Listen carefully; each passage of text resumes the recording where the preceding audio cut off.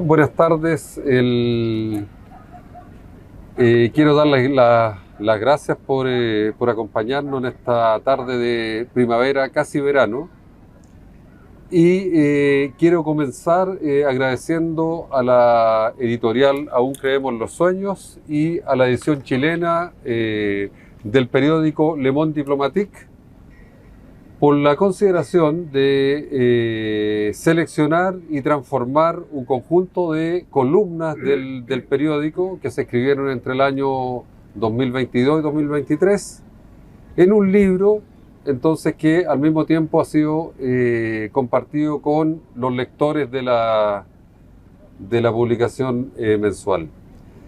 También quisiera saludar al Programa Interdisciplinario de Investigaciones en Educación, PIE, una institución creada en el año 1971 en el marco de las profundas transformaciones que estaba realizando el reconocido rector de la Universidad Católica de la época, Eduardo Castillo Velasco. Unas transformaciones para que la Universidad Católica también respondiera a las demandas que la ciudadanía de la época exigía a todo el sistema educacional chileno. Pero como es de todos sabidos también, el golpe de 1973 cercenó trágica y radicalmente los esfuerzos que el país estaba realizando desde el año 1965. Y ahí hay un par de hitos de aquella época. Para hacer entonces de la educación y la cultura nacional un espacio más justo, un espacio más democrático, participativo, popular y en términos amplios de la palabra popular. El golpe termina entonces con el proyecto que encabezaba el ex rector Castillo Velasco en la Universidad Católica y obliga al mismo tiempo a que las y los investigadores de este programa creado en la Universidad Católica, el Programa Interdisciplinario de Investigación en Educación, junto a aquellos investigadores que al mismo tiempo eran académicos, ahora exonerados, aceptaran la invitación que hizo el cardenal salesiano de la época, Raúl Silva Enríquez, para constituir entonces fuera del aula universitaria académica y permitiera la continuidad ya por más de 50 años de esta institución.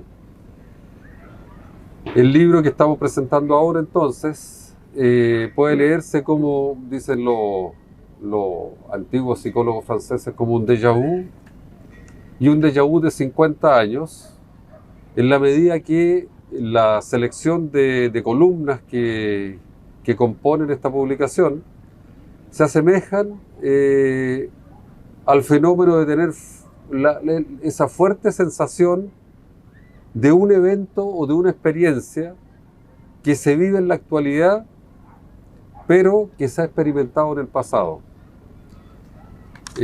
No obstante los dilemas y los desafíos de nuestro actual sistema educativo nacional, agrupado en estas 12 columnas que componen la publicación y que le han dado vida entonces, son una expresión contemporánea prácticamente atendiendo las mismas problemáticas que vivíamos a comienzos de los años 70, con la diferencia que el golpe del 73 cortó aquellas innovaciones que se experimentaban de manera piloto o que se estaban probando en laboratorios empíricos y conducidos tanto por instituciones públicas, sociedad civil, en general lo que a la época se conocía como el pueblo. No les será muy difícil apreciar que, si se atreven a leerlo, claro, especialmente quienes tuvieron la posibilidad de vivir de la efervescencia y de las transformaciones que se experimentaban desde 1965 hasta el golpe, eran épocas de sueños mundiales, de sueños nacionales, ordenados y enriquecidos con diversidades temáticas que hoy al mismo tiempo parecieran ser nuevas, pero que en realidad tienen, como les digo, esa génesis en la época de los fines de los 60-70 con las revoluciones, por ejemplo, de París del 68. La política, entonces, debe La política educacional entonces está ahí con un desafío, porque lo quiero resumir en una frase: la política debe responder lo más rápidamente posible a las demandas de la ciudadanía, como lo hace ahora, pero no necesariamente la educación. La educación tiene un horizonte que es uno puede decir, de mediano y largo plazo. Las transformaciones en educación no son transformaciones inmediatas como esa mirada de corto plazo que debe y tiene que tener la política. No obstante, cuando en la actualidad confundimos entonces las esferas y se le pide a la educación que responda de la misma forma como nosotros le deberíamos pedir a la política, entonces caemos en consignas, en pseudo reformas que en realidad son respuesta al clamor de un público especializado, de investigadores de universidades, o bien que quieren responderle también con esas reformas a la opinión pública de el próximo electorado. Ese es el dilema, yo diría, uno de los dilemas que estamos viviendo en la educación ahora, que hemos olvidado que, como se hacía en los años anteriores, las reformas eran unas reformas de largo plazo. Antes de dejarle a los comentaristas, quiero agradecer también a la Facultad de Humanidades y a la Escuela de Psicología de la Universidad de Santiago, que me permiten estar acá y que me permiten también escribir con el nombre de otra institución. No sé si lo hacen para evitarse problemas, pero el hecho es que en la práctica estoy autorizado porque es donde yo cumplo mis funciones académicas y colaboro con este programa interdisciplinario de investigación en educación, que también forma parte del libro. También quiero agradecer a la Municipalidad de Providencia y a las organizadoras por este espacio gratuito, que no es en general muy acostumbrado en nuestra cultura contemporánea. Nos cuesta, porque así hemos sido educados, cambiar la lógica de la competencia por la colaboración, y este librito es parte de lo que queremos hacer entre universidades. Y es por eso que ahora dejo con ustedes al secretario general de la Universidad Tecnológica Metropolitana, quien es parte de los autores y quiere compartir con ustedes algunas palabras. Muchas gracias. Gracias, Dante. Bueno, tal como decía anteriormente Dante, yo soy el secretario general de la Universidad Tecnológica Metropolitana, una universidad orgullosamente estatal. Voy a hacer un barrido rápido por las ideas que están volcadas en el texto. Parto con un texto que tiene 50 años, perdón, 53, que dice: lo que ha fracasado en Chile es un sistema que no corresponde a las necesidades de nuestro tiempo. Chile es un país capitalista, dependiente del imperialismo, dominado por sectores de la burguesía estructuralmente ligados al capital extranjero, que no pueden resolver los problemas fundamentales del país, lo que se derivan precisamente de sus privilegios de clase a los que jamás renunciarán voluntariamente. Esto es parte del programa de la Unidad Popular del año 70. Por eso el libro se llama como se llama. Hoy hemos vivido una vorágine de conmemorar 50 años del golpe y se constata que nuestra sociedad aún se rige por la Constitución del 80, impulsada por Pinochet y enmendada en algunos aspectos por los distintos gobiernos de la larga transición en la esperada democracia. Al mismo tiempo, el modelo económico sigue estimulando la concentración del capital de una forma de verdad escandalosa. De hecho, según los persistentes datos internacionales, Chile sigue ubicado dentro de los países de mayor desigualdad económica y social de nivel mundial. Estamos inmersos en una sociedad carente de espacios de reflexión, no solo social, sino que profundamente también carente de espacios de reflexión política. Y a los 50 años del derrocamiento de la Unidad Popular, solo la mitad de la población chilena confía en la democracia, mientras que la balanza política hoy claramente parece inclinada hacia los sectores más reaccionarios del país. En esta línea, el trato del Estado hacia las universidades públicas no ha variado, y en el horizonte cercano tampoco se avisora que la situación se revierta significativamente. El único rol es el de acompañar logísticamente las necesidades de legitimización de los discursos públicos. En esta línea, la naturalización ideológica y los criterios de valor del neoliberalismo en los funcionarios públicos es la base de la profunda desconfianza en las capacidades políticas, técnicas y científicas de las universidades públicas.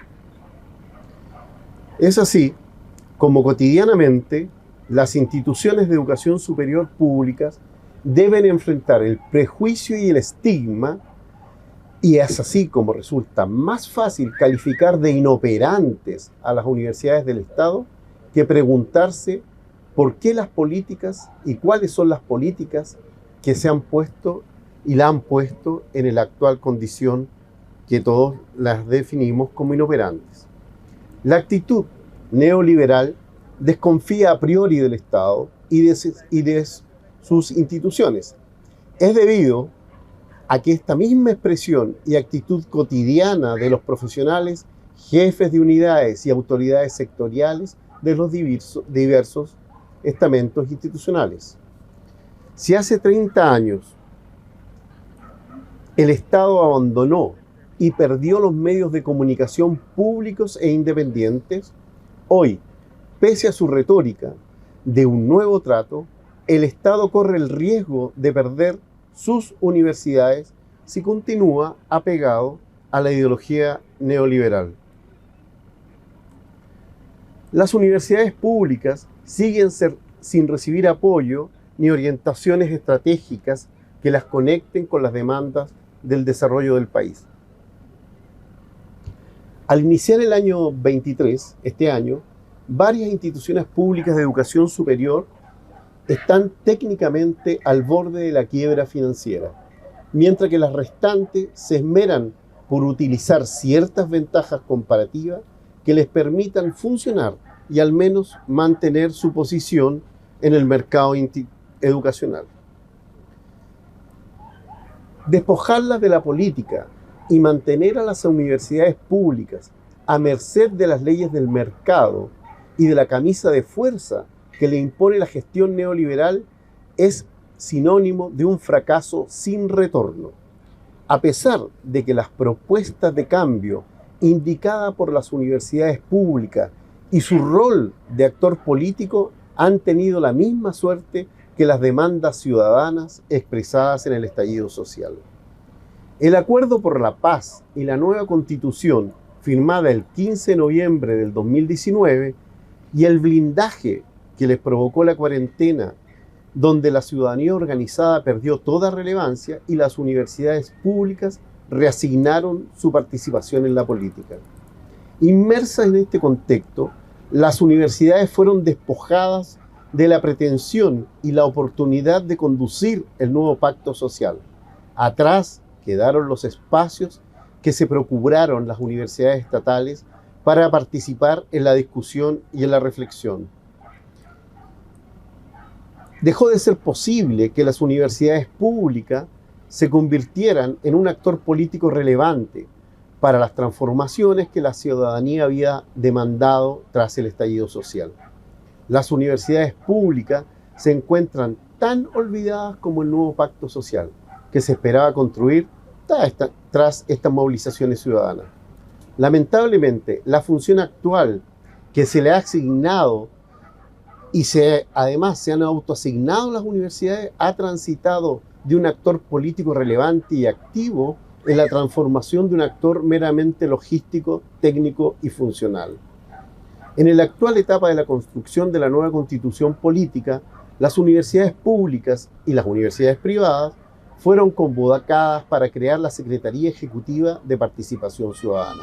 Esto con el propósito de levantar un organismo encargado de ejecutar los mecanismos técnicos de participación ciudadana del proceso constitucional. Concretamente, el objetivo consiste en recoger y facilitar la voz ciudadana y favorecer las condiciones para que ésta sea considerada en el debate constitucional. El 7 de marzo de este año se reunieron para poner en marcha esta nueva iniciativa de participación ciudadana en el debate constitucional a través de los 4 mecanismos que el proceso constituyente ha definido previamente: audiencias públicas, iniciativa popular de norma, diálogos abiertos y consulta ciudadana. Hoy, la curva de aprendizaje en la que estamos inmersos se está convirtiendo en un dispositivo para asegurar y validar el sistema de creencias y valores de un alto número de funcionarios del Estado que siguen haciendo política pública apegados y tributados a los dogmas del neoliberalismo. Claramente, la propuesta que hacemos en el libro tiene que ver con que las universidades públicas no pueden abandonar la política. En nuestra sociedad neoliberal, la universidad debe hacer ciencia y docencia, y en ningún caso política, nos están diciendo constantemente. Pero frente a la caída de la esperanza y a la emergencia del autoritarismo, la universidad pública aporta una visión expansiva, reparadora, históricamente situada, una institución que se pone al lado de los oprimidos y brinda un modelo de esperanza templado con un tremendo valor. Durante casi 50 años, sus acciones sostienen con firmeza la importancia de la lucha colectiva y la necesidad de movimientos sociales con bases amplias. En una época oscura en que la política está en jaque, las universidades del Estado sostienen que la educación en tanto fuerza moral, política y social tiene más relevancia que nunca en la actualidad en la lucha para lograr una democracia sustantiva. Una universidad pública es garantía que para poder alcanzar la justicia, las personas, independientemente de su origen social y cultural, deben estar informadas y formadas por igual. Pues, sin una ciudadanía informada y formada críticamente, la democracia se reduce a una retórica vacía, atada a un falso discurso, defensores de la posibilidad de elegir. El legado de la universidad pública es más importante que nunca. Es nuestro deber mantenerlo vivo. Las universidades del Estado son un espacio crítico y ciudadano, un lugar de práctica de la esperanza, a pesar de los peligros que hoy le depara un mundo y una sociedad que se hunde en el oscuro abismo de un fascismo rebautizado. Por el momento, y no quiero levantar algún nivel de desesperanza, pero por el momento aún no han llegado los hombres y las mujeres que superen este momento gris y amargo. Y seguimos a la espera del vaticinio del compañero presidente Salvador Allende. Y ahora dejo con ustedes al rector de otra institución también apoyada en su época en la génesis por las acciones del cardenal Raúl Silvestre. Dejo con ustedes entonces a don Álvaro Rami, rector de la Universidad Academia Humanismo Cristiano. Rector. Bueno, muchas gracias Dante, muchas gracias Mario. Yo no soy coautor de este texto que hoy día estamos presentando. Sí soy un amigo de la casa de Le Monde Diplomatique y de las ediciones Aún Creemos en los Sueños. Y estoy muy contento de poder acompañar esta tarde esta presentación, porque creo que el libro que hoy día estamos comentando es relevante, es pertinente a nuestro tiempo, es importante porque aporta elementos para la discusión pública y además genera cierta discusión respecto a ciertas claves de lo que estamos hoy día debatiendo en el país a nivel nacional. Es un texto además que se adentra en un punto crítico, que es la evaluación de la educación a 50 años de 1973. Entonces, hace un balance respecto a qué ha ocurrido específicamente en el campo de la educación y entra a algunos elementos particulares, como lo ha dicho Mario, respecto a la universidad pública y su transformación en este tiempo, en estos 50 años. Creo que una característica que atraviesa todo el libro es la noción de malestar. El malestar de las comunidades educativas, de las comunidades universitarias y en general de la sociedad respecto a la educación que está construyendo. Ese malestar tiene distintas facetas, distintas dimensiones, que recorre el texto planteando problemas que van desde el post-COVID hasta la construcción de la nueva constitución, desde los elementos que son efecto, por decirlo así, de las transformaciones de la Ley de Educación Superior de 1981, hasta elementos muy actuales que tienen que ver con el lugar que el mercado da a la educación en todas las esferas de su vida. Yo quisiera, para poder comentar con más detalle, leer algunos títulos de los artículos, porque yo creo que relatan muy bien de qué estamos hablando. El primero se llama ¿Dónde estamos hoy? Y es obviamente el balance a los 50 años de decir dónde está la educación hoy día, transcurrida en todas las transformaciones que desde el golpe en adelante, incluyendo la Constitución de 1980, la Ley de Educación Superior de 1981 y todos sus efectos a partir después de la transición con las transformaciones de la LOS, el LGE y todo lo que ha venido a cambiar y transformar en múltiples dimensiones este mundo. Las universidades públicas abandonan la política, ya lo han descrito tanto Dante como Mario, ¿no? La idea de la universidad como reproductora de un saber y una legitimadora de la institucionalidad pública, pero vaciada de pensamiento crítico autónomo. Otro artículo relevante de este tiempo, el desafío de cuidar el bienestar del estudiantado. Creo que si algo hay en la educación superior que ha emergido en los últimos años, es la demanda por la salud mental, por el bienestar en un sentido mucho más amplio que simplemente la pura permanencia en la institución de educación superior. Lo mismo pasa en los establecimientos escolares, en los liceos, donde cuidar el bienestar del estudiantado implica entrar en facetas que nunca en nuestra generación se había pensado. Aspectos psicológicos, aspectos de bienestar, muchas veces oculto. El abuso, por ejemplo, hacia las mujeres, hacia los niños, niñas y adolescentes. Las prácticas de autoritarismo en los establecimientos educacionales y sobre todo la calidad de vida escolar en un tiempo donde los contenidos educativos cada vez se van viendo más innecesarios. Alguien ha dicho que estamos en un tiempo donde el contenido de la educación se va transformando en un commodity, que se puede lograr al alcance de la mano en un teléfono, en YouTube, en Instagram, en TikTok, pero lo que no se puede reproducir es el acompañamiento y la priorización de ese aprendizaje. Y por lo tanto, hay una nueva demanda que tiene que ver en dar valor más al acompañar que al transmitir conocer. Persistencia y trayectoria educativa. Cómo a lo largo del tiempo y del desarrollo de las trayectorias educativas de las y los estudiantes se van generando nuevos desafíos que nadie había pensado antes, ¿no? La posibilidad de nuevas generaciones que por primera vez entran a la educación superior, la masificación de las escuelas y de los liceos, van aparejadas también de problemas de violencia, de relaciones cada vez más tensionadas, de relaciones duras con el entorno, que obviamente también están involucrando situaciones sociales muy amplias, ¿no?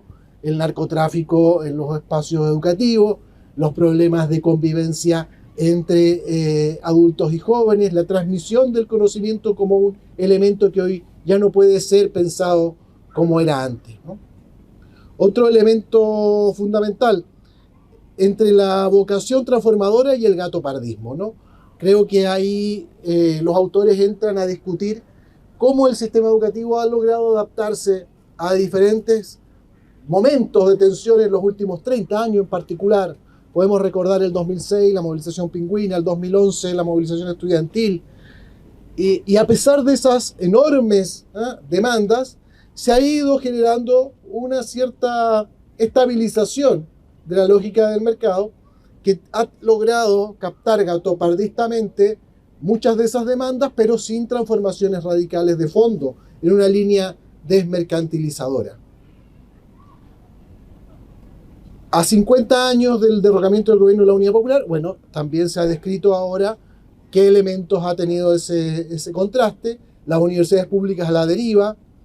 Otro artículo es la formación del profesorado, tema fundamental para poder pensar una nueva educación y que hoy día está gravemente tensionada por distintos factores. En primer lugar, la crítica, disminución de las vocaciones docentes, que vemos cada año, ¿no? Menos jóvenes que desean estudiar pedagogía, en cierto sentido como una reacción a una carrera docente desvalorada socialmente y además cada vez más tecnificada y desprofesionalizada, ¿no? Un profesor que está cada vez más exigido por instrumentos técnicos de cumplimiento y de monitoreo, de rendición de cuentas, bajo una lógica de desconfianza institucional, frente a demandas de complejidad propias del sistema educativo actual que no logran ser posibles de contestar en este contexto. La actividad física en la escuela chilena es un elemento que creo poco abordado, pero que tiene enorme importancia, ¿no? El deporte convertido hoy día más en un elemento de estética que de desarrollo humano integral. La formación física como un elemento secundario, muchas veces marginal en el currículum, y las demandas de poder responder a situaciones que la escuela no es capaz de abordar.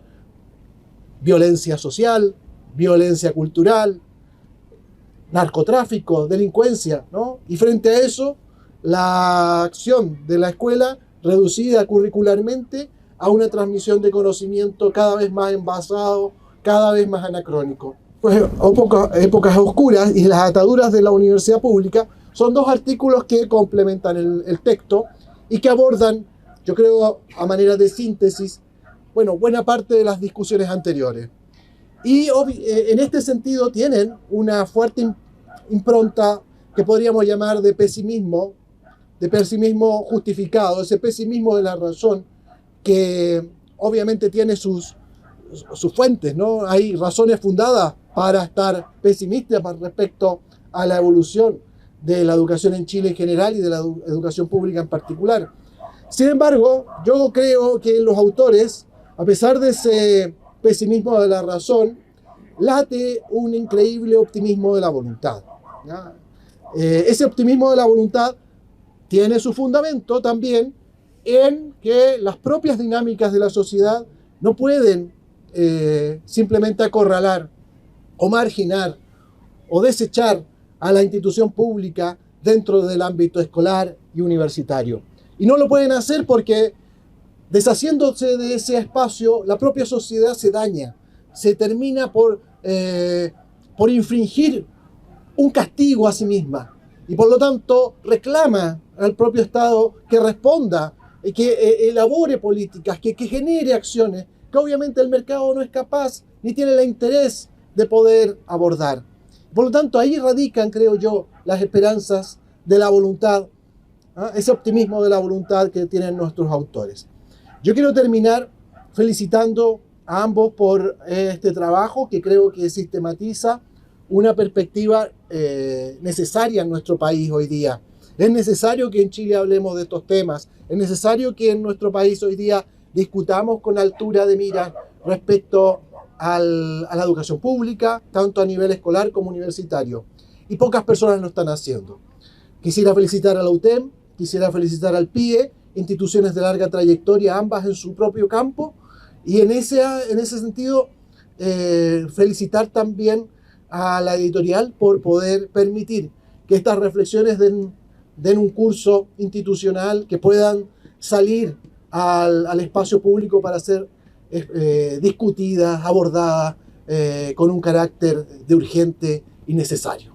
Muchas gracias.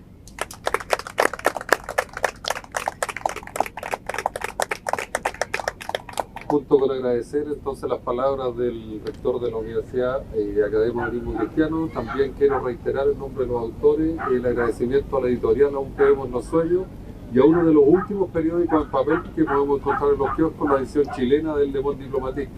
Yo creo que ese es un gesto también que tratamos de acompañar en la medida de lo posible.